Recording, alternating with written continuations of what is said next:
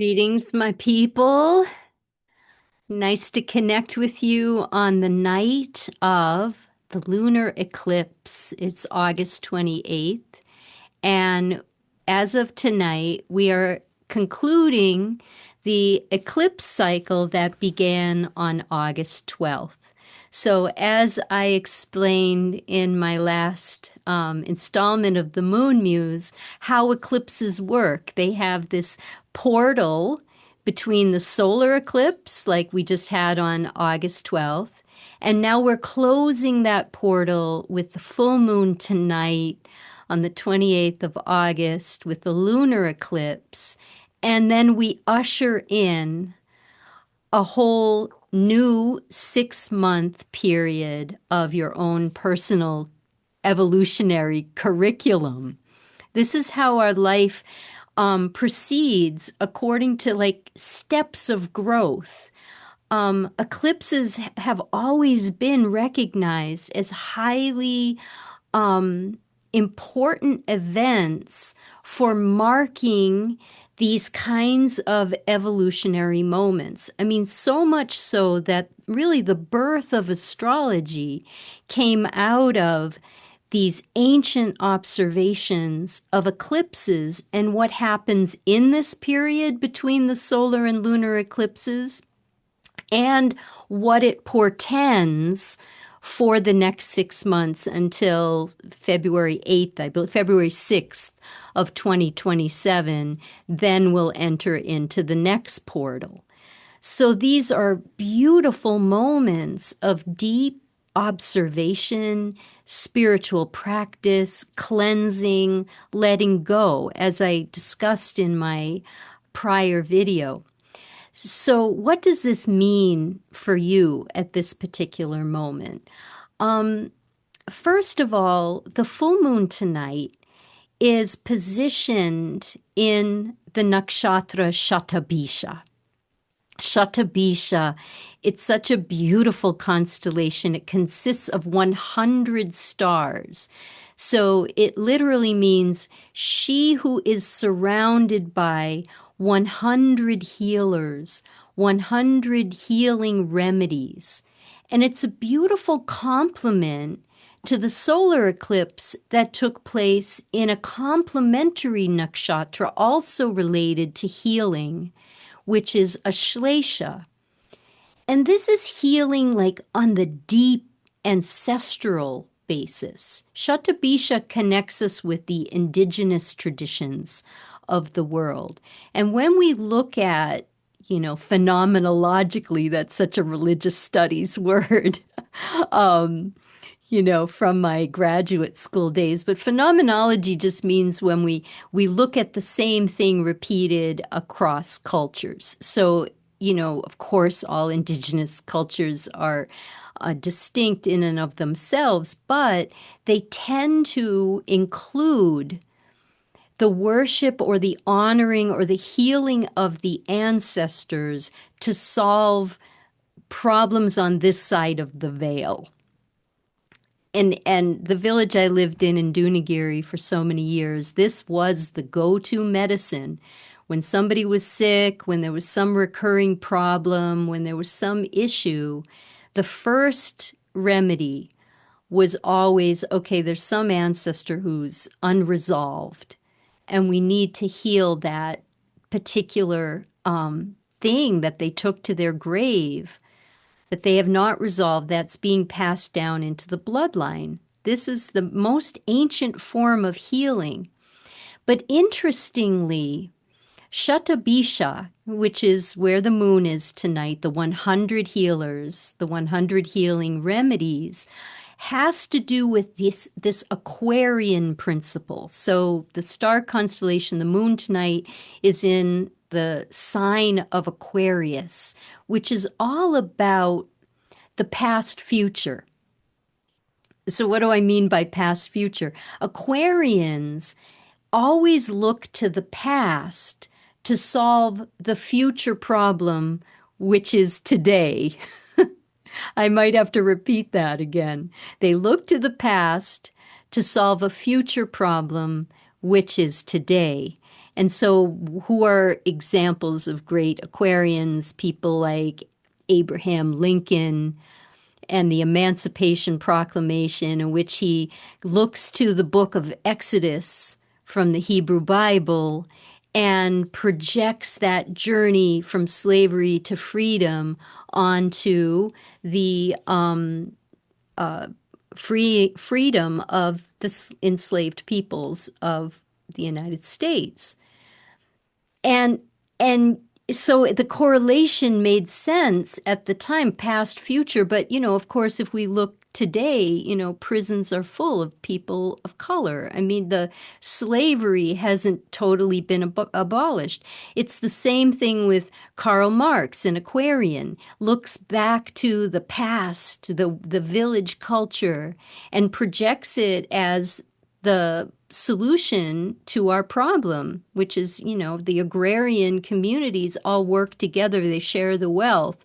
So it became the foundation of communism, which, as we're seeing, it doesn't necessarily work because we still have ego. So in this sense, the future is not quite here yet, but the glimpse is there.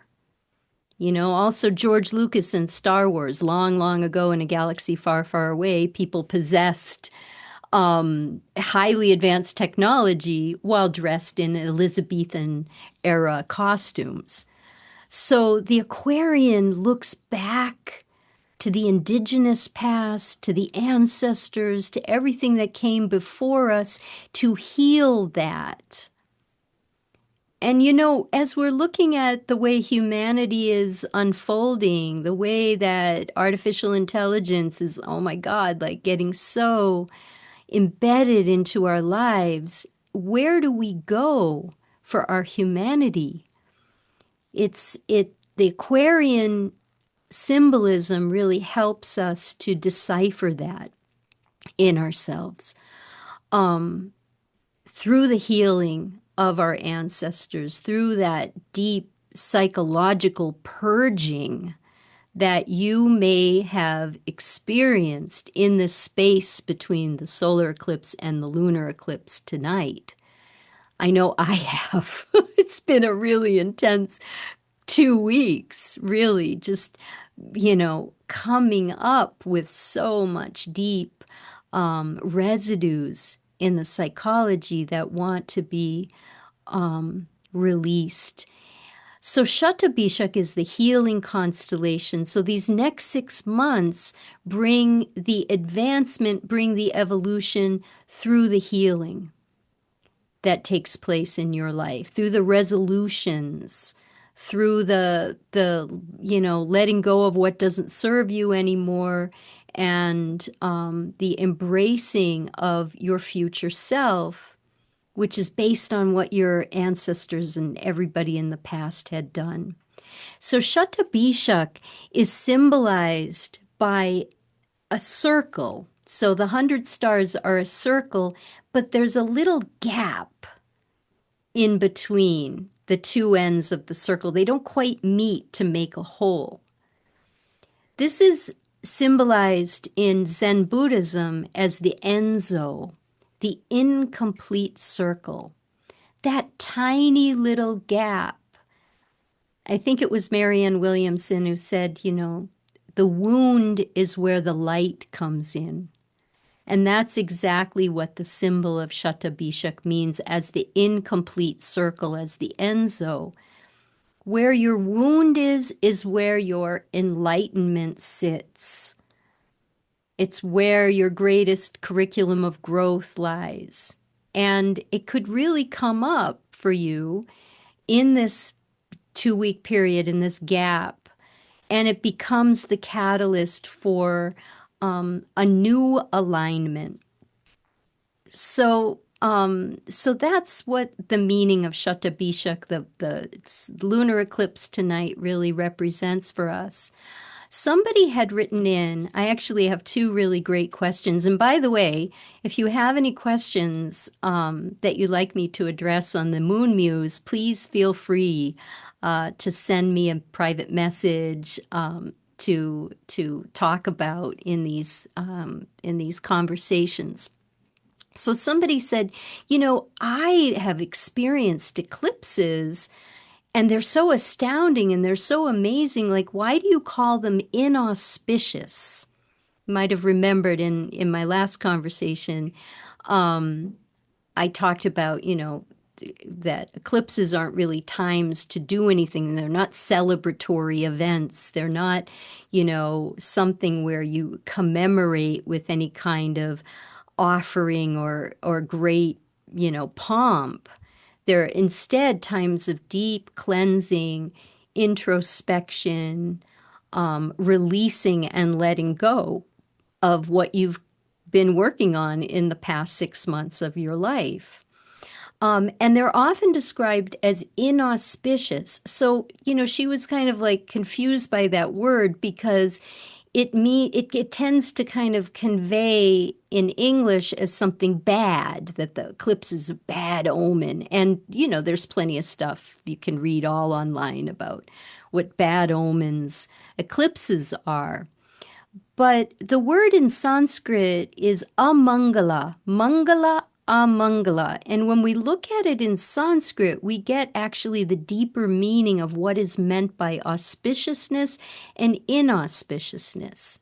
Mangala means a kind of energetic alignment with Dharma, with the natural order of things. So the rising and the setting of the sun every day is Mangala. The same thing with the rising and setting of the moon, because it's constant and it's in alignment with Dharma, with purpose. Amangala is when that natural order gets disrupted, as in eclipses, because in an eclipse, the full moon, which is its dharma is to shine bright, gets obscured by the sun, and we can't see the brightness.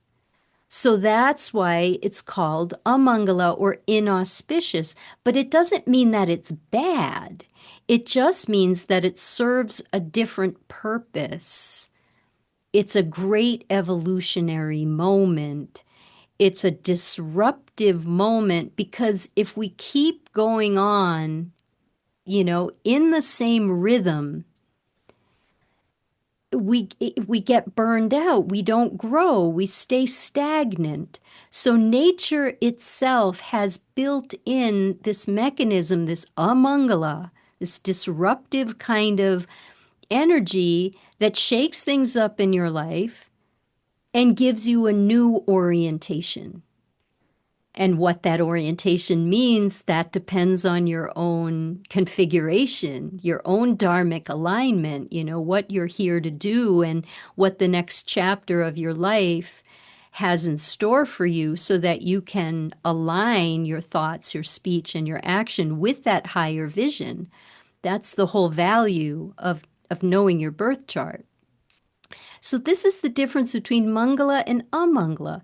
And then somebody asked a question, and this is such a good question. This comes from my friend Pei in Bali. And I had told her when I did a reading for her that, there are three kinds of people. And eclipses really bring this up for us because things change. And the big question when things change is, what should I do? And she asked this question, why do you say that there are three kinds of people when it comes to that answering that question, what should I do? There are those who move, right? They act on their own faith. They have faith in themselves that when things change, okay, I'll figure it out. I'll rearrange things. I'll make a plan. I'll, orchestrate a new trajectory. So there are those who move. And then there are those who be moved. And they have faith in timing. They recognize, time is naturally moving me along. The time is right to retire, for example, or the time is right to start a family. So they be moved.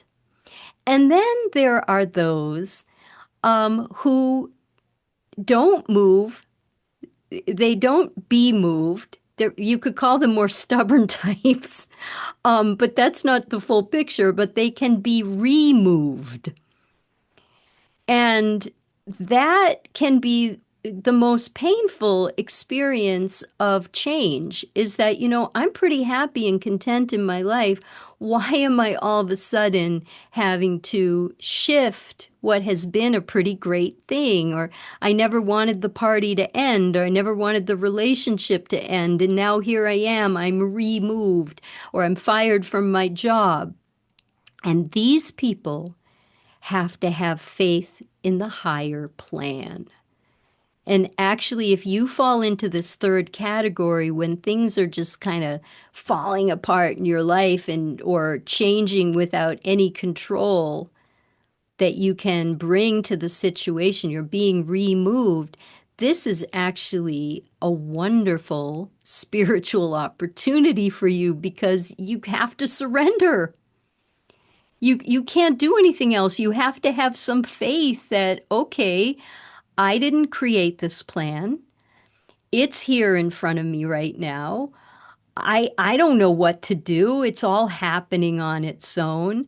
Yes, in that case, you have to go with the flow. You have to let go of your control and you have to surrender.